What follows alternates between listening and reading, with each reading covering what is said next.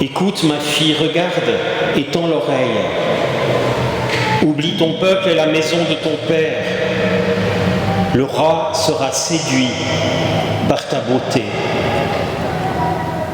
C'est le psaume que nous chantions tout à l'heure.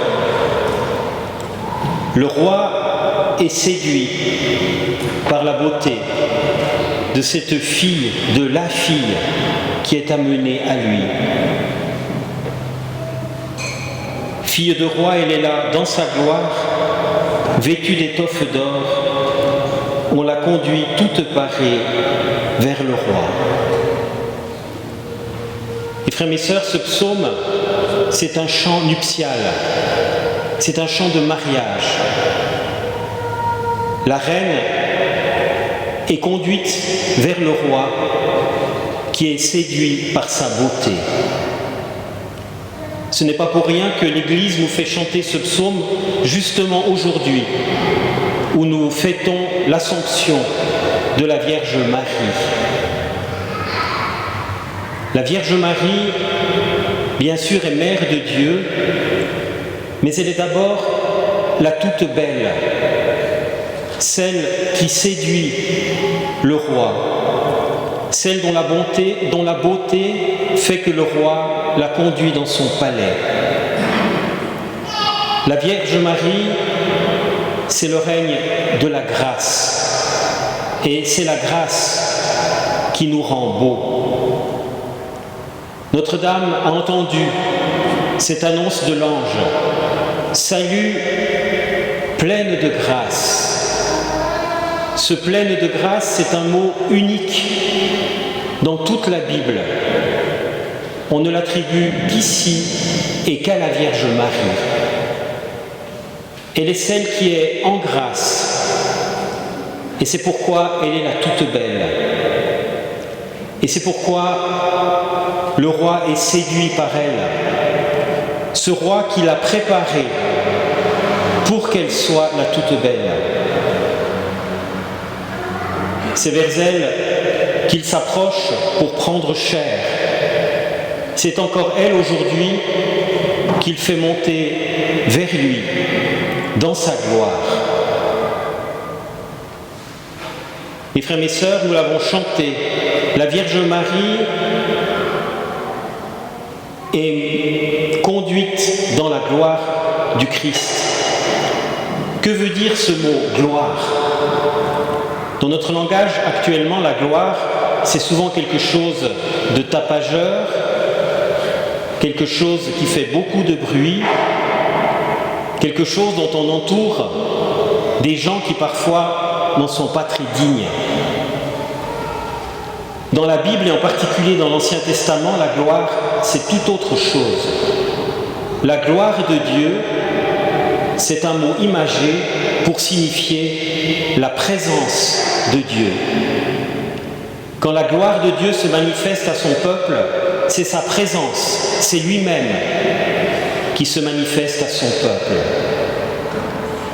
Aujourd'hui, Notre-Dame est montée dans la gloire de Dieu, c'est-à-dire qu'elle entre totalement et complètement dans cette présence, dans le face-à-face.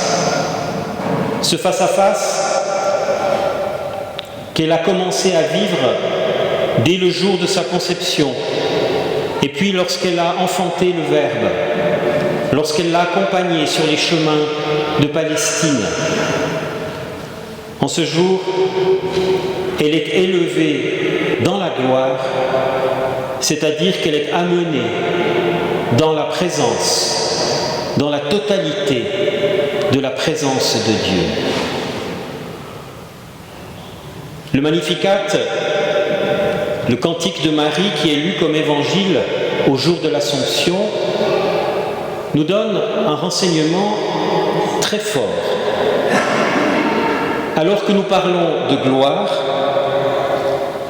la Vierge Marie, dans son Magnificat, dit « Il, c'est-à-dire Dieu, s'est penché sur son humble servante. Désormais, tous les âges me diront bienheureuse.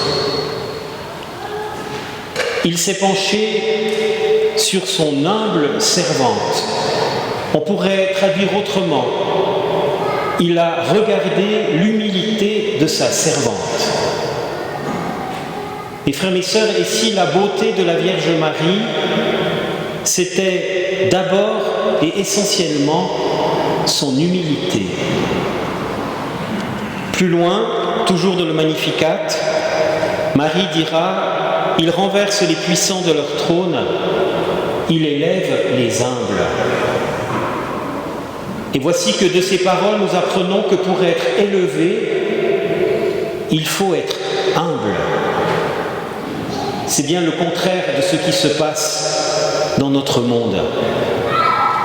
Avec Marie, on peut dire que les valeurs sont inversées. C'est l'humilité qui est mise en avant. La petitesse, la volonté de donner toute sa place à l'autre, aux autres, et à l'autre avec un grand A qui est Dieu. Et si le chemin de l'Assomption passait obligatoirement par l'humilité, c'est bien, semble-t-il, ce chemin-là qui nous est montré aujourd'hui. Marie est la comblée de grâce. La grâce agit en elle totalement et complètement dès le premier jour de sa conception. Vous et moi, nous ne sommes pas encore totalement en grâce. Et pourtant, la grâce, la même grâce, est en train de travailler dans nos cœurs pour que nous aussi, un jour, nous soyons amenés dans la beauté de sa présence, dans la beauté de la présence de Dieu. Et aujourd'hui, en cette fête de l'Assomption, nous apprenons que cette grâce travaille en nous montrant le chemin de l'humilité. Mes frères, mes sœurs, chaque fois que nous prenons ce chemin-là, le chemin de l'humilité, chaque fois nous pouvons comprendre que la grâce est en train d'agir en nous.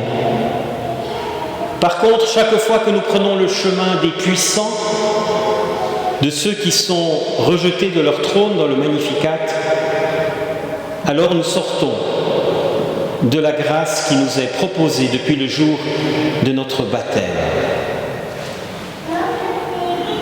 La gloire de la Vierge Marie, c'est son humilité. La gloire de la Vierge Marie, c'est le fait qu'elle est tout entière au service de Dieu d'abord. Il a fallu qu'elle dise son fiat, son oui, pour que le Verbe s'incarne et que Dieu se fasse homme afin de nous sauver. Et puis c'est aussi cet humble amour pour chacun d'entre nous. Marie n'est pas seulement la mère du Christ, homme et Dieu. Marie, et elle l'apprend petit à petit dans l'Évangile selon saint Jean, est aussi notre mère à nous. Alors c'est joli de dire des choses comme ça, mais est-ce que la mère de Dieu avait vraiment besoin d'avoir des enfants comme nous?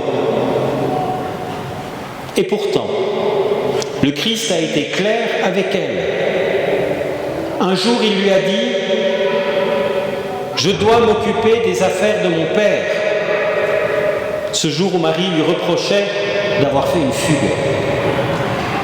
C'était Jésus au temple à 12 ans. Jésus a été clair. Le rôle de Marie, c'est-à-dire être sa mère, cela ne signifie pas seulement une espèce de gloire, être la mère de Dieu, cela signifie une infinie et une immense responsabilité, celle de devenir la mère des pauvres pécheurs que nous sommes. Et c'est ce qu'elle est devenue. Le jour où elle a entendu au pied de la croix « Voici ton fils » et où le disciple a entendu « Voici ta mère ». Dans ce disciple qui n'est pas nommé, dans l'évangile de Jean, il y a chacun d'entre nous sans aucune exception. Vous et moi, nous sommes confiés à à la maternité de Marie. Et Marie, qui a déjà été élevée dans la gloire, c'est-à-dire qui est déjà dans la totalité de la présence de Dieu, qui jouit totalement et complètement de son amour, Marie nous accompagne pour nous faire partager la grâce reçue, pour nous faire partager le chemin parcouru, pour nous faire partager l'Assomption dont elle est aujourd'hui l'objet. Tous, mes frères et mes sœurs, nous sommes appelés à partager le destin de la Vierge Marie, à être un jour saint et immaculé en sa présence.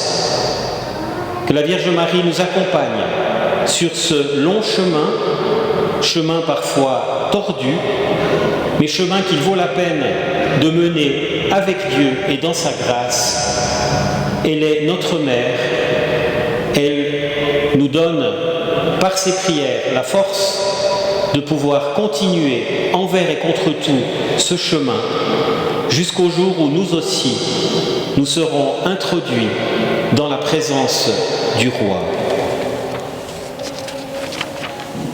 Des jeunes filles, ses compagnes, lui font cortège. Ces jeunes filles, c'est toutes nos âmes.